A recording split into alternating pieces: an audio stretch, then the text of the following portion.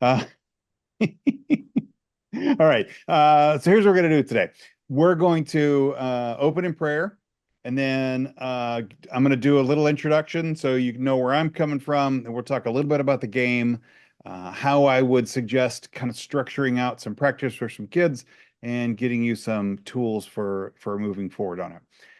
The I'm gonna if we if you want to throw questions in the chat, I will do my darndest for being able to check the chat as we go.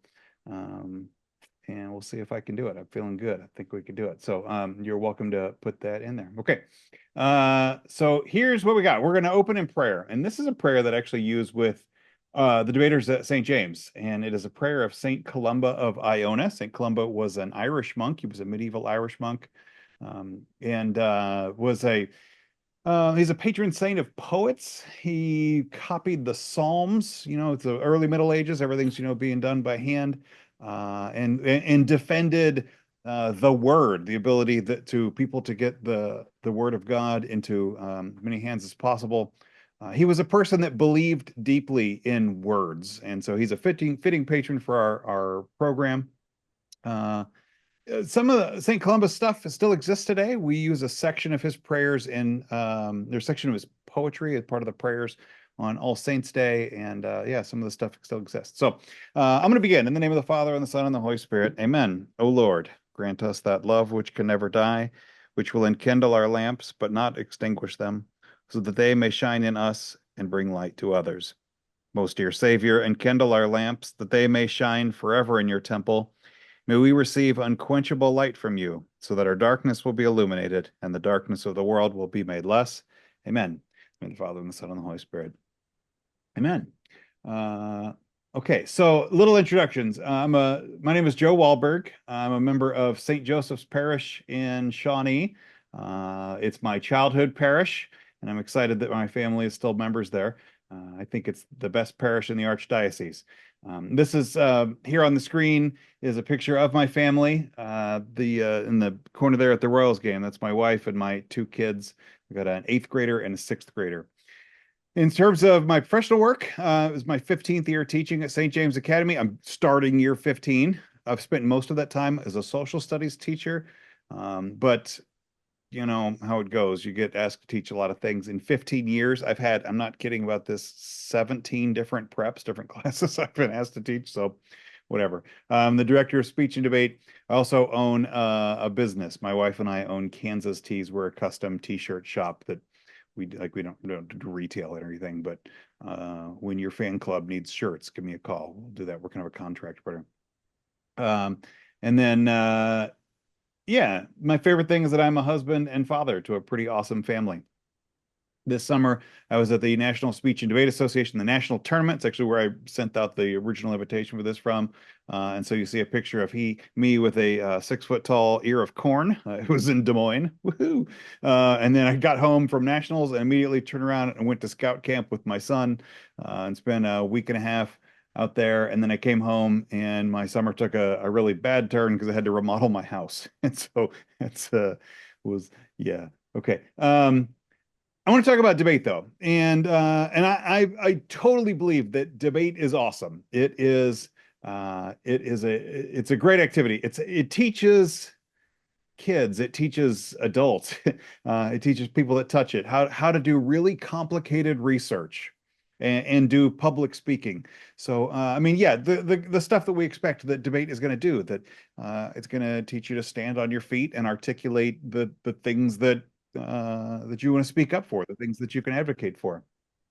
Uh, it also it's great researching skills, and it's a research skill that's a little bit different than what we do in regular schools because you turn around and defend it right away.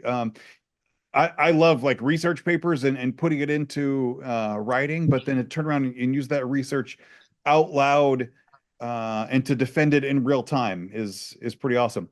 I love how debate teaches people how to seriously consider an opposite point of view. The nature of the game is that one round you're on one side and the next round you're on the other side, and it flips back and forth, and that you do seriously consider someone else that's uh, It's great. And it means that you can't just live in your lane. You have to see other people and what interests them and what other arguments might be. I love how debate teaches people how to own an idea, how to take something all the way through and defend it, and even if it's not an idea, like a point of view that would come to them naturally, how to say, okay, uh, if someone held this point of view, what would they say? And how to make that yours and how to make it custom onto it. Debate also, on a personal level, taught me how to self-advocate, how to say the things that I wanted to say, how I would talk to a judge, how as a kid I would talk to an adult, and say like, hey, these are things that are important, and I need you to hear them. Debate teaches you how to do really hard things, really, really hard things. It actually brings us to our next part, and that is debate is hard. Um, Debates, it's hard for kids to do. Okay, so if you have ever watched the final round of lower grades playing Battle of the Books, and you know how those last couple of rounds are just crushing, you think, okay, kid, listen, you're going to get rolled doll. I know you will. But it's just like you just see how their hearts get crushed. Debate is like that too. There's something about these games. If you play basketball, you are used to losing games of basketball. Whatever, it's going to happen. You always know that you can beat, but it's different when it's an academic game, and debate does that. It's hard. It is very hard to do. And I'm going to be honest, it's hard for teachers to teach. It's not a cakewalk, because you're going to do your best to set your kids up to win, and then they're going to go in that first round, and half of them are going to lose. Like, because there's one winner and one loser in every round. Like half of them are going to lose. So it's hard for teachers to teach. And there's times that debate is not what either person thought it would be. It's going to be like I had in my head when I first started debate that it was going to be like, oh, people are going to stand around, we're going to have a thoughtful discourse on interesting topics. And yes, that does happen, but it's not in the way that I expected it to happen. And when I made the jump to coaching, I figured like, oh yeah, all the tools they're gonna eat this stuff up. And then it's like, oh man, I forgot what it was like to really put my head into learning something entirely new. But while it is hard, it is awesome, and it's one of my favorite things. I never get tired of talking about it.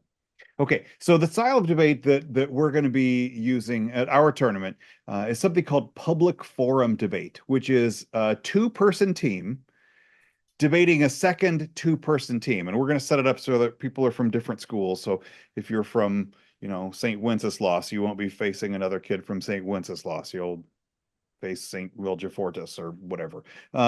If you have any debate background, and it's like I debated in high school, and that's where I came from. And in Kansas, when we say I debated, that means that you competed in policy debate, which is just one specific type of debate, but it's the dominant form that we use in Kansas. But that's what we say with like, oh yeah, I debated. I'm in policy debate.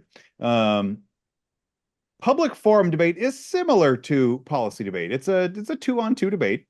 But it's honestly, public forum was created because policy debate, what we do in high school and they also do it in college, is kind of hard to get into. It's got kind of a high threshold of entry. And so public forum debate tried to make okay, if we were actually going to make debate for human beings, what would it be? This is what they came up with. So let's talk about it. Each person is going to speak twice. So you have two-person teams, and everybody's going to get a chance in one sense to build an argument and another to strengthen the argument. Which is to say that some of these things are highly scripted. So I've got a graphic up here, and it says the format of the debate. The team A, speaker one, goes first, and it's a prepared speech. And it's literally scripted. Every word is laid out. And I tell my students, like, okay, so the person that speaks first works with the script. The person that speaks second, gets the privilege of not having to be the first one talking in the round, but you got to do a little work to get there. And so, you find the kids that are ready for the gusto and ready to go, and who kind of lands in each lane for it. So those two speeches are basically prepared. And in public forum debate, there's a questioning period known as crossfire. If you have done policy debate, if you're a high school debater, then you've probably done policy debate where one person asks another person questions, and it's like, I have 8 questions for you, pop, pop, pop, pop. And then it switches off later, that person asks another person. Crossfire doesn't work the person A1 and B1 are both up there at the same time, and one person will ask a question, they'll answer it. They say, okay, well, if, then they'll ask a question back to the first person, and they'll answer it, and it kind of goes back and forth. It's more dialogue, which I really appreciate. So they call that crossfire, which, while I'm trying to make it sound like it's dialogue-y and kind, the the name for that part is crossfire, and that gives you a little bit of a glimpse into how public forum was conceived when the debate coaches were inventing it. They actually thought about the Sunday morning political talk show Crossfire. I don't think it's still on TV anymore. Maybe it is. I don't know. I don't watch much TV, but it was called Crossfire, right? Where people are asking each other questions on it. That's kind of how public forum was developed. It was supposed to be like, yes, accessible, something that a common person could watch. So they call it Crossfire. Okay. So those two people, they spoke, they have their Crossfire question period, and they sit down, and the next person gets up, and this is what's known as the rebuttal speech. And here you're answering your opponent. So if you were team A, speaker 2, you are answering team B, speaker 1, like your opponent person. And then it switches. The speaker 2 of team B goes up, and they are rebutting the other, opposite speaker to it, the coordinating speaker to it. Then there's a crossfire between those two. So it's that discussion questioning period. Then the first two speakers, they have their turns, and they give a summary of their argument. They're trying to like distill it down and maybe explain some stuff that's gotten confusing over the last few speeches and questioning periods. And then there's something called the grand crossfire. I love the grand crossfire. The grand crossfire just means that all 4 kids are standing up. In some parts of the country, they all sit down. We would ask everybody to go stand up and like side by side to it. And they all start kind of asking questions of each other. And, you take turns, you make it orderly because it should be a discussion. And there's a judge who's watching all of these things. And then there's 2 more speeches at the end, which this graphic calls the last shot. They're also called the final summaries or final focus. And you'll notice these are fairly short speeches. The original totally scripted speech is 4 minutes, and then the second rounds of speaking is 4 minutes, but then it goes to 2 minutes and 1 minute. And these are fairly brisk debates onto it. Now, these time periods are not necessarily standard in all places. The funky thing about debate is that even though this is a national game, sometimes you'll see people that these are 6, 6, 6, 6, 3, 3, 3 threes, something like that. But right now our plan is to use this and kind of keep these debates short. I also find that when people are learning how to do debate, they have a hard time filling up 4 minutes of talking. Now, you get into high school, you get in 4 years of high school, you look at that in 4 minutes, you're just getting warmed up. But when you're learning the game, 2 or 4 minutes is quite a long time. The way that debate works in a competitive debating environment is I did start the recording, right? I think I did. Did I? Well, we'll find out. Yeah, it is. Okay. Whew, okay. Is by compiling evidence. So evidence, the quotes, the articles, the facts and figures used from various places.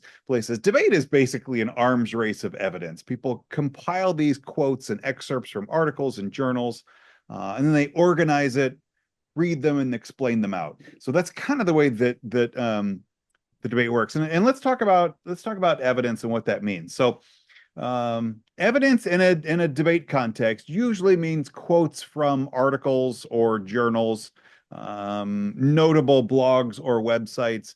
When we get into like really competitive debates, some of the evidence gets pretty mediocre. But in general, the purest form, you use experts and try to turn that into evidence for what you're doing. So schools are going to get some packets of briefs, and I've actually put some in the link that I had emailed out late last night. You probably had it in your inbox this morning.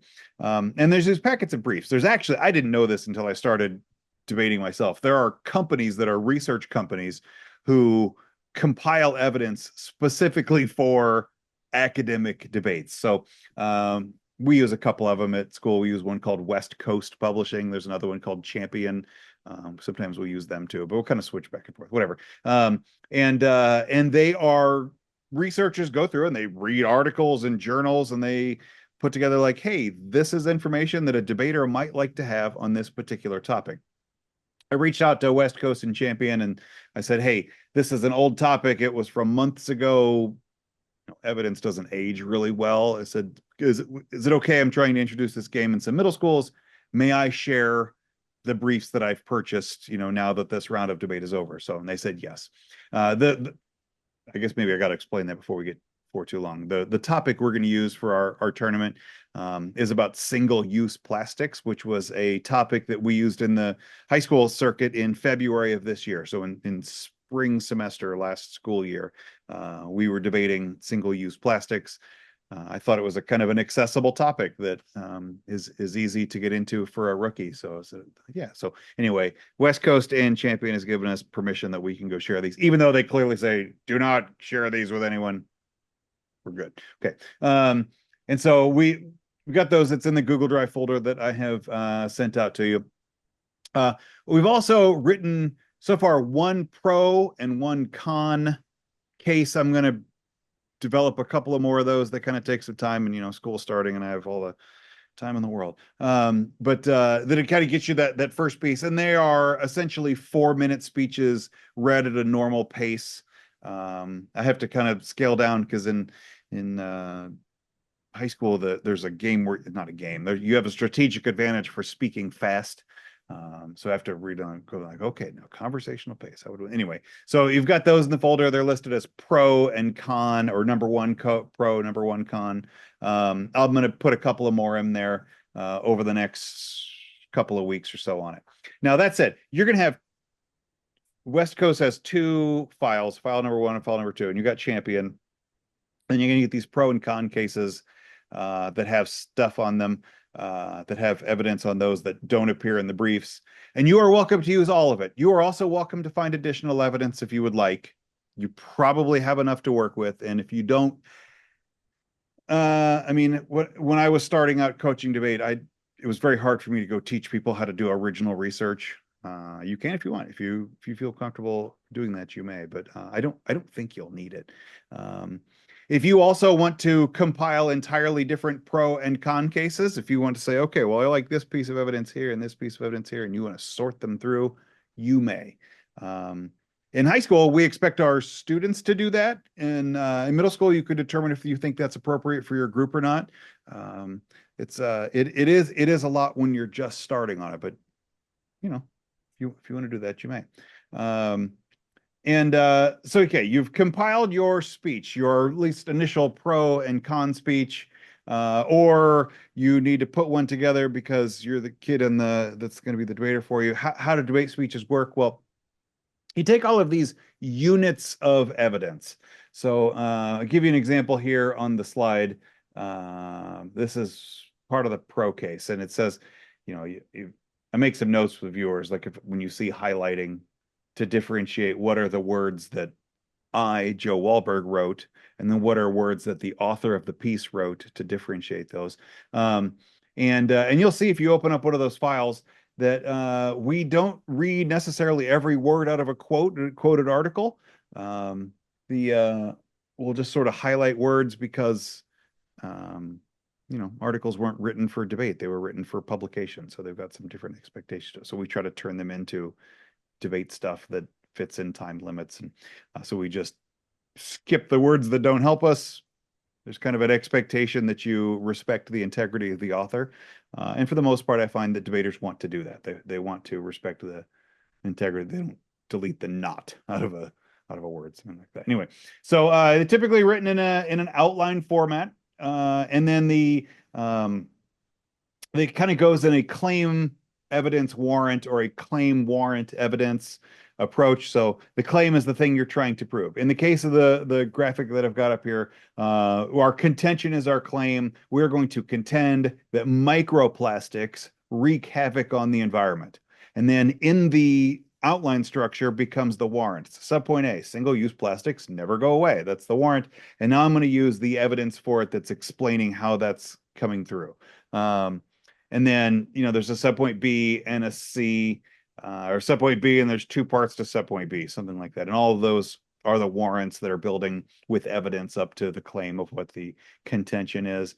And then we'll say, okay, what's the impact of this contention? If this thing is true, what's the bad thing that happens out of it? And in the case that I've got up here on the screen, there's 2 impacts. The first speech is pre-written. It's a canned speech that you or your kids will write, or like I said, I'm going to develop a couple more of them over the next couple of weeks to go put in that folder on there. And then the others are kind of assembled from the parts. And you take these briefs and you got your Chromebook, and you just really copy and paste onto the Google Doc. If your school is not a Chromebook school or a laptop school, this honestly can get a little tricky. Now, I learned to debate back in the 90s, and most of our computers were still attached to the wall. So it doesn't have to be. There are people that just print them out and organize the pieces of paper in order. And I'm going to say this piece of paper first and this piece of paper first. And that is a totally sufficient way to debate. Actually, some high schools still do that today.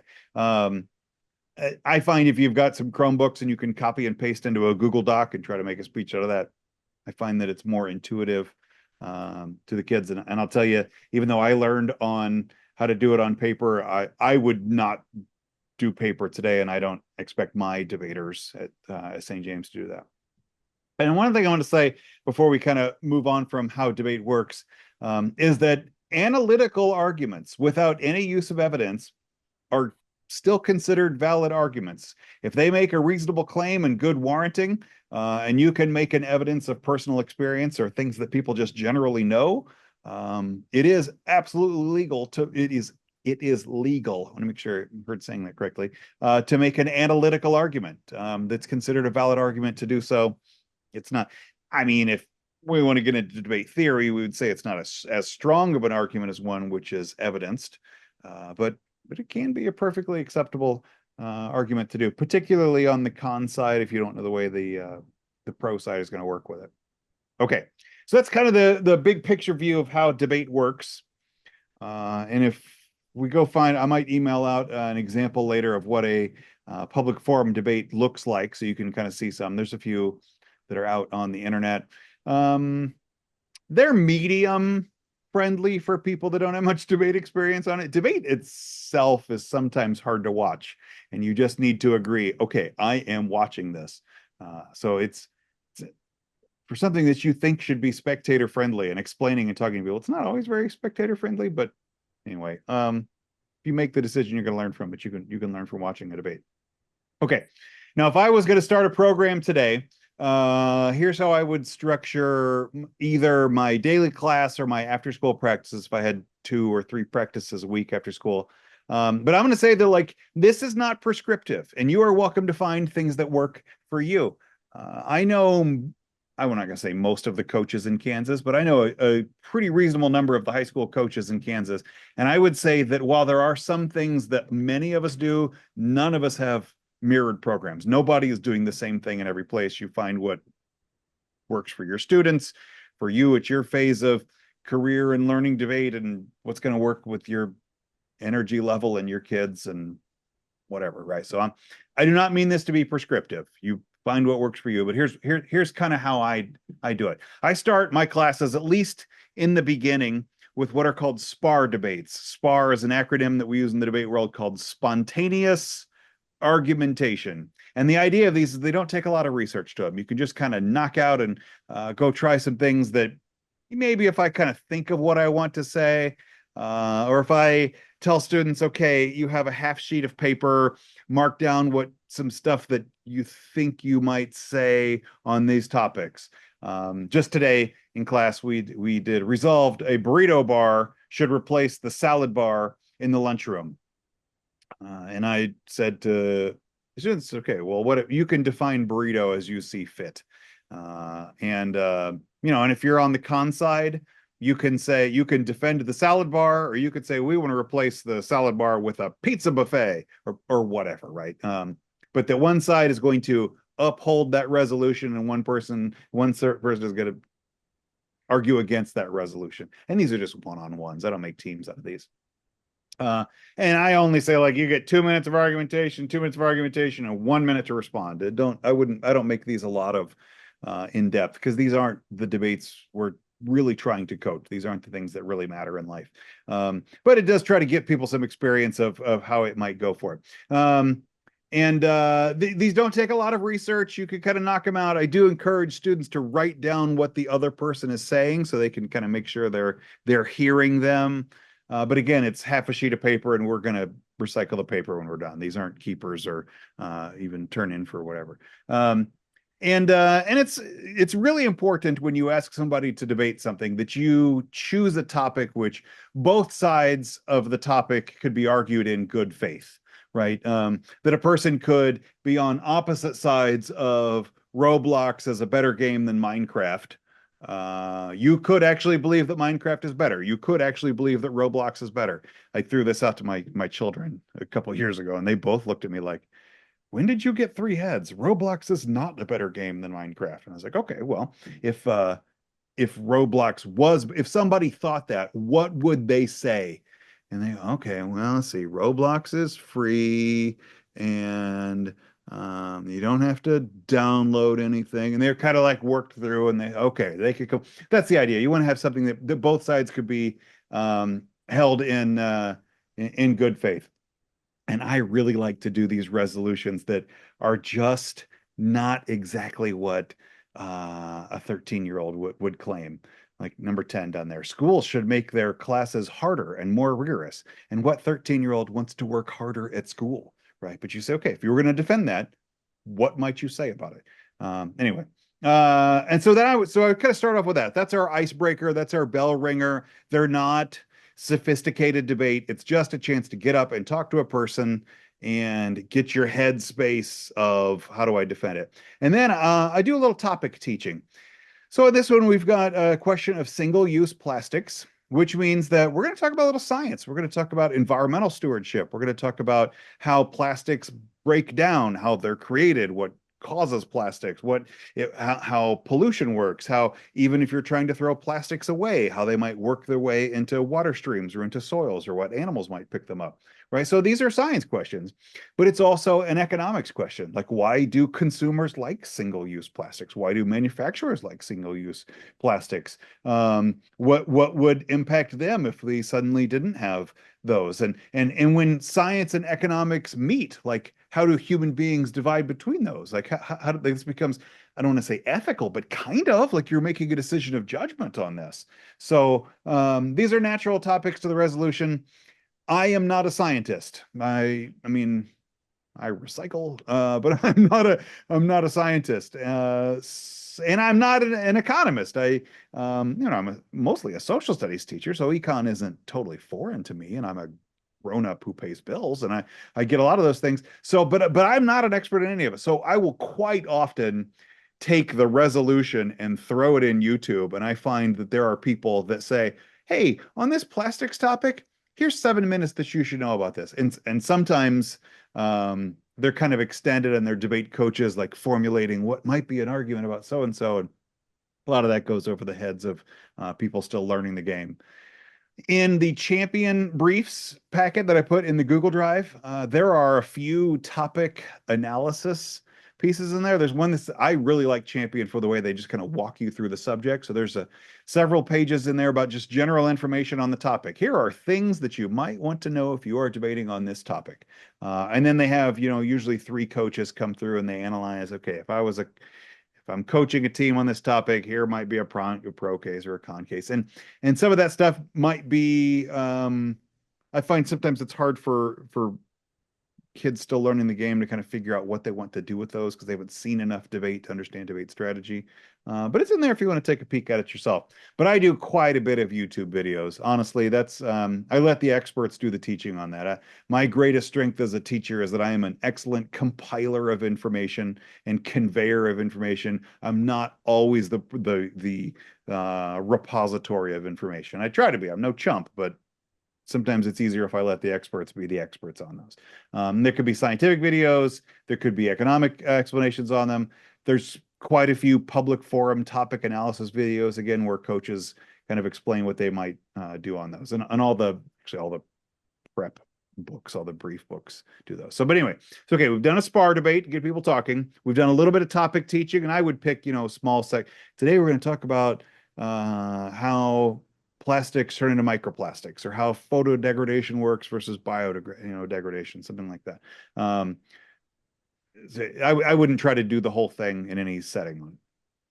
And then we would do a little debate practice. We would just go get in and actually do some of the debate skills. So what I might do is I would be, as a teacher, I'm going to make a short pro or con argument. I might take one of those pro cases and just read the contention section out of it, not get into the impacts, just the contention section out of it. There are one or two pieces. They're set up in a claim evidence warrant or claim warrant evidence or warrant. They're almost always claim first, but evidence and warrant could be depending on how you want to do it. But anyway, and then I'll say, okay, students, you have the two West Coast packets, and I got this Champions packet, or maybe you have found a little bit of evidence on your own, and it's around there just on the internet if you know how to go find it for it. You say, okay, you have this stack of information. Find me a piece of evidence which might answer the claim evidence warrant that I have suggested for you. So I've read the contention section. Find me a piece of evidence that relates to that might answer that. So a different point of view on it. So and then okay, what is the claim, kid? What is the evidence, kid? What is the warrant for it? And I'd say, okay, well, what would you do if you couldn't find a piece of evidence? If you didn't find anything that specifically related to that, what might you do? Because you can use analytics. You walk through and you say, okay, well, I see this piece of evidence is it's a question of science and it's 8 years old. And that seems like kind of an old piece of evidence for a scientific question. And I don't know, breaking down plastics probably hasn't changed much in the last 8 years, but that would be something that somebody might say, listen, I don't have an argument against this. I'm going to use some analytics. I'm going to talk about old evidence, or I'm going to say, that's an economics question, but all that stuff is from pre-COVID and the economy is so different. So maybe age of the evidence. Or I'd say, hey, your second card, your subpoint B question, that author does not look very credible. Its source isn't from a piece of journalism or scientific study. It's from an ad for, I don't know, something plastic, right? So whatever. Try to figure out, if you didn't have evidence, what might you say on that? Or just, logically, I don't think that makes sense. Here's why. I'm going to caution. I made this mistake when I was first learning to coach debate, and that was I tried to do full debates too early. And what I ended up doing was making kids feel like they couldn't do it. They just didn't have the skills involved. So I said, okay, 4 minutes, go answer how you would answer this. And they just couldn't do it. And even though they could after a couple of weeks of practice, they couldn't when I asked them. And so they just sort of gave up early. They're like, well, I'm never going to get this. So I'm going to give you the same caution. Don't try to do full debates too early. Kind of do it in pieces. Find me one piece of evidence. Find me 2 pieces of evidence that relate to each other that answer this. And kind of string together the parts onto it. And even though I think of myself as a reasonably fun person, so students don't always think of me as very fun. So I have to consciously remind myself, oh yes, human beings need to have some fun. And we're dealing with really heavy topics that might risk the environment or risk the economy. Maybe I can try to lighten this up a little bit, try to remember that people are human beings, and you might really disagree on something and give a person a chance to disagree with it. And, practice our good debate listening skills, but also being kind to each other. And plenty of snacks and brain breaks. I mean, if you're doing this as an after school club, I really suggest I was going to say, go find your Cub Scout troop and buy all their popcorn, but none of us are rich. Cub Scout popcorn is dumb expensive. But anyway, support your Cub Scout pack, but also go to Walmart and get some popcorn, and just have some snacks and some brain breaks, because this can be pretty heavy, especially when you're kind of learning the game on it. Okay, one of the last things I'm going to say on this part is that I'm going to give you some suggestions. We're just starting here. I'm going to keep getting some stuff to you as we go. But it doesn't just have to come through me. There's an organization called the National Speech and Debate Association, the NSDA. St. James is a member school of it. Most of the people that, at least at the high school level, that compete are NSDA members, and they have specifically a curriculum. They call it their Start Here series, and here's how you teach middle school public forum debate. Here's 18 lesson plans that you walk your way through, and here's all of the handouts that you might do, and I'm going to call them PowerPoint slides, but they're the bad PowerPoint slides that everybody who writes lesson plans for teachers gives, but whatever it is. If you usually have to be an NSDA member to do so. For middle schools, it's $75 for a year. It's August to August, so it's just or August to the end of July. So it's just starting right now.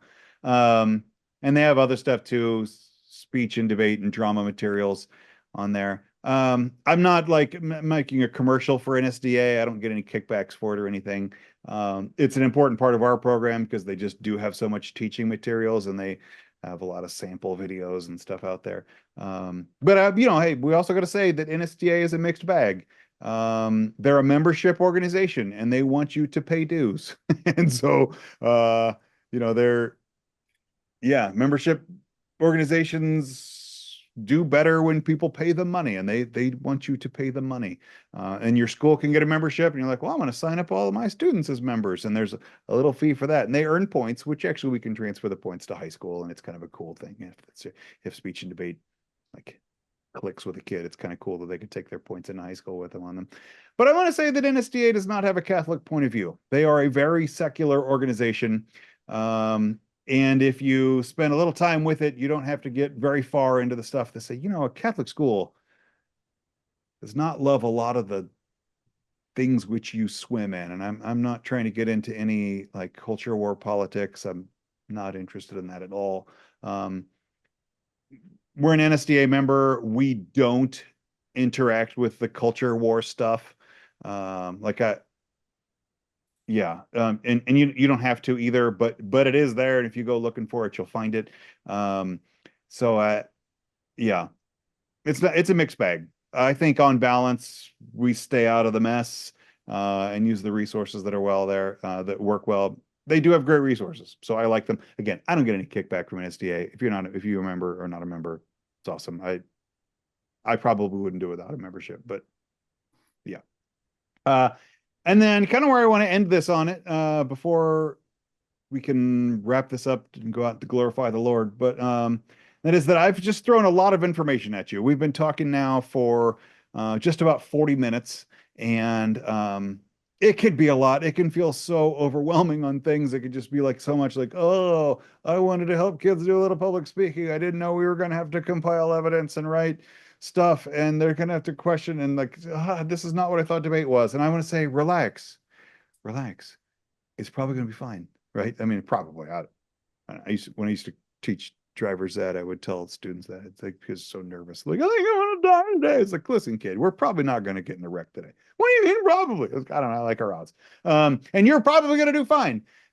Most of what we do in the speech and debate world is create a space for people to try new things and try really hard things and try to do things that otherwise, honestly, a middle schooler or even a high schooler doesn't have a ton of access to. I mean, when I was in middle school, we didn't do any speech and debate. I could have played basketball. I was too fat and slow to play basketball. And I could have played football, but I didn't want to get hit, so I didn't play football. And I could have gone out for the school play, except we didn't do school plays when I was there. And maybe there is, maybe you do have a school play, but even then, it's like that didn't really speak to me. It wasn't until I learned debate and I could go use thinking skills that otherwise I couldn't use. And that's what we do in speech debate is we create a space for people to try new things and to try hard things. And I also want to tell you that is also you. Like this space also gives you a chance to try new things and to try kind of hard things. No, I know as an adult, you say, I don't want to try hard things. I do enough hard things. And we see each other there. But I ask my students to do it. So if I'm going to ask them to do it, then I'm going to put myself there also. And I also want to say that our tournament is actually only semi-competitive. We're going to do 3 rounds. And my goal is to get people geeked up and realize they just did something pretty awesome. Even if they won all 3 rounds or lost all 3 rounds, and there's going to be some kids lose all 3 rounds. And I'm sorry, that's kind of the way it goes. But my goal is to have people excited that they just did something that most people don't do. When you're in middle school, you just don't have access to this world, and you just got a chance to go do it, and it's pretty awesome.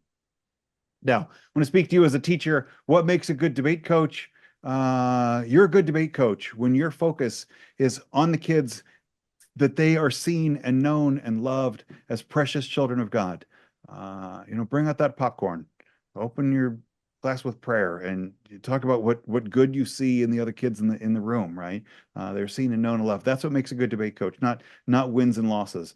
Um, if you're encouraging people to be empathetic to others, to put their heads in somebody else's shoes, the heads, that's mixing metaphors. Okay. But whatever, like you're thinking in different ways, and that you can be fair to multiple viewpoints. And that's awesome. I mean, that's St. Thomas Aquinas, the angelic doctor, when he's writing the Summa Theologica, is all about like, here's point A and here's counterpoint. And he's fair to both sides as he's working through an argument to reach truth.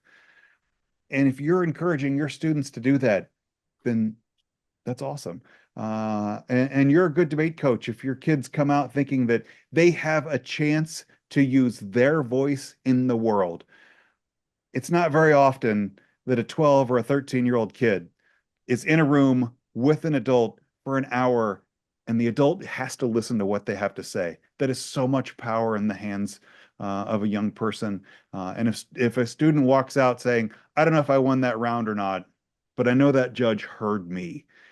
That's the kind of stuff that changes lives. It's the kind of stuff that changed my life. It rewrote the story of me as a young person. And it's a story I love. It's kind of why I like this game. Okay. Now I'm going to stop sharing this screen here. And I've got a couple of questions in the chat. Oh, I can't see this chat. My goodness. Remember, Zoom, man. I used to love this thing. Okay. There we go.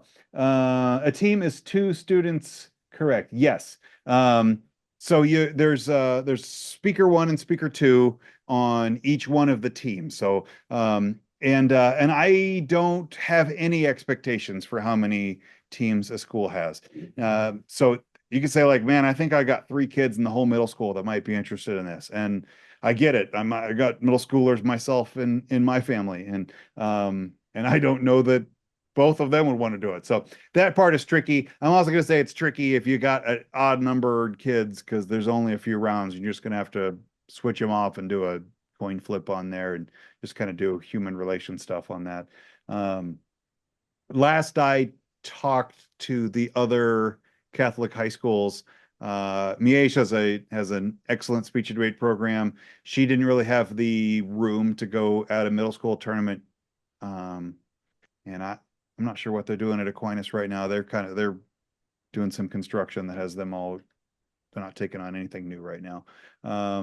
So yeah, I think we're kind of the only ones in it. I think maybe in future years there might be something on that one, because anyway, this isn't answering your question. I don't have any expectation for how many teams any school has, as long as we have enough. Next question: have 14 interested? Would that be too many? Heck no.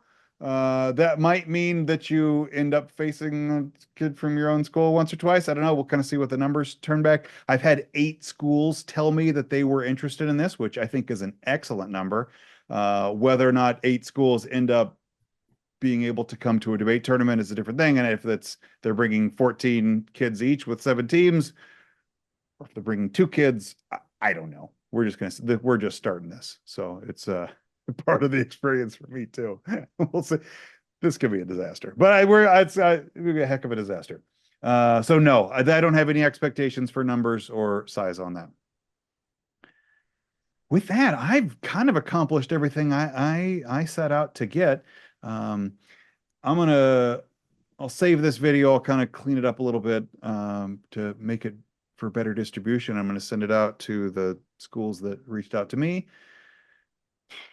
If you have any questions, please shoot me an email. I mean, hey, it's August. We're all drowning in emails. None of us need more emails in our life. But if you shoot me an email, I will do my darndest to reply to it. And we'll get going on this. So we're going to have another. Oh, I closed that thing. PF mails. Oh, shucks. Okay. We're going to have another one of these Zoom sessions soon. And I wish I had this thing in front of me, because that would be better discussion. Where we're going to have another clinic on Zoom. Expect to have a couple of more cases, and we'll kind of walk through what are the logic of the cases, so you can see how those go. Hope to have that ready by the next meeting. And then we'll open up St. James. We'll have whatever, if you want to bring your kids up after school, whatever, we'll do a little workshop, and I'll have all kinds of popcorn out for people. And make it a great event there. And I know it's tricky to move kids around at the grade schools level because nobody drives yet. So I get that that's tricky. I don't really have a plan for you on that one. I can't send around the school bus to go get people, but get them to St. James and tell their parents to pick them up from there. And then you can wrap it up. I don't know. I used to think about this a lot, and my wife told me, she's like, when our son has basketball practice, we have to figure out how to get him to basketball. Okay, I guess it makes sense. Okay, Jordan asks, high school debate is very fast. We're going to go conversation speed. Yeah, I public forum in general is more conversational speed. It was sort of built to be like that. The speeches are shorter in chunks. They like in policy in high school and policy debate where you're throwing out, the plan and the disads that are going to come through with it. I love it. Public forum is designed to be more conversational than that. So yes, I mean, if a kid starts talking fast, I don't know how you can stop him, but I don't think there'll be a real strategic advantage to that. I'll also tell you, in high school debate, it's very dependent on a judge being able to listen that fast. And our judges won't. Our judges won't listen that fast. It's going to be largely the St. James Academy debaters and kind of some other, they're mostly high schoolers are going to be the judges.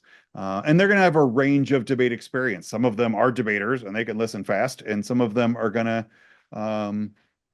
just be some kids that I think would make good judges and kind of draft them into it. There might be some parents here and there for it. So no, a judging pool, I don't think would support a very fast doing there.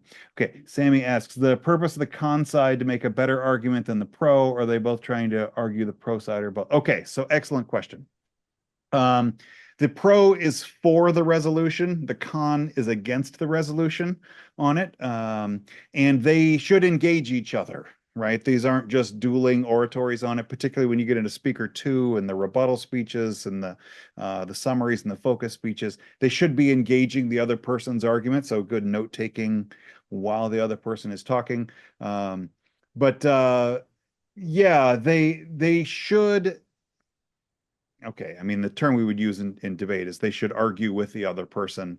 You tell a middle schooler they should go argue with the other person, and it gets ugly real fast, right? So I like to say engage, listen, and answer the other person. I think those verbs seem to be more have a little sophisticated argumentation with them on there. Jordan also Sammy, I don't know if that answered your question on there. If it's Can I just pipe in real quick? Awesome. Yes, please. So I did high school debate as well. So I'm used to like when they would read an argument, we would be like preparing for what they originally said, but then you said they both had prepared arguments. So will we have those multiple arguments that they're going to choose from on the con side, or Yeah. just So the first speeches, I mean, what I would think of it is if you have your first affirmative constructive and your first negative constructive. We don't use those terms in public forum, but your one AC is scripted and ready to Yep. go. Yep. Your one NC is not. Mm-hmm. In public forum, the first con side is pretty scripted. Okay. The later speeches become more adaptive. Okay. Okay. Yeah. That helps. Thank you. Jordan also asks, do we know ahead of time which side you're initially arguing? I have vacillated on this one. I've gone both way on it. So pure public forum, you're randomly scheduled, and one team is listed first and one team is listed second, and somebody literally flips a coin and the first team calls it. And if they win the coin flip, they can decide, I'm going to go pro or I'm going to go con. And then the other team says, well, I'm going to go first or I'm going to go second. So literally you could have the con go first in the debate in public forum. I am trying to decide if that is too many moving parts for people that are still trying to learn the game on it. So we might just assign pro and con on there. I don't know. I haven't decided on that one yet. I would take feedback if you had some feedback on that one. If you want to do it just like, hey, you've written 2 cases, go pick which one you want to do. I don't know. I'm not sure what I'm going to do on that one, Jordan. Okay. Uh, awesome. Well, if there's other questions, we could do it, or like I said, you can shoot me an email and I can answer it that way or bring it up in the next Zoom. But I hope I've given you enough to kind of get started, to kind of get some people together and say, hey, here's our topic, and here's something we can learn about it, and here's something we can kind of practice with it. When we're just starting, don't don't overload them. I made that mistake so many times as a rookie coach, throwing too much at them at once. Get people excited and feeling like they can do the little things, and then get the little things fitting together with them. I really would suggest that one as a person that has burned the bridge. Don't run that bridge. All right. Well, thank you for everybody. I'm gonna get this video cleaned up and I'll get it posted out soon. Thank you. Have a good